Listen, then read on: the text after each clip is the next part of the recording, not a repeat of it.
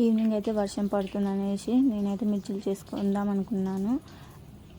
కొద్దిగా గోధుమ పిండి, కొద్దిగా శనగపిండి వేసుకొని జల్లించుకున్న తర్వాత కారం, సాల్ట్, ఉప్పు, అల్లం, పసుపు వేసుకొని అలాగే ఓమా వేసుకున్నాను. జీలకర్ర, సోడా కూడా వేసుకొని బాగా మిక్స్ చేయాలి. మిక్స్ చేసిన తర్వాత అలాగే కొన్ని వాటర్ పోసుకుంటూ బాగా కలుపుకోవాలి. కలుపుకున్న తర్వాత హాఫ్ అన్ అవర్ అయితే పక్కన పెట్టుకొని ఇంకా కొద్దిసేపటికి పెనం పెట్టుకొని ఆయిల్ వేసుకున్నాను. వేసుకున్న తర్వాత హీట్ అయిన తర్వాత ఇంకా ఆలు మిర్చిలు అలాగే మిర్చిలు కూడా వేసుకుంటున్నాను. వేసుకున్న తర్వాత అయితే ఇంకా ఆనియన్స్ కోసుకొని కొన్ని ఆనియన్ మిర్చిలు కూడా వేసుకున్నాను.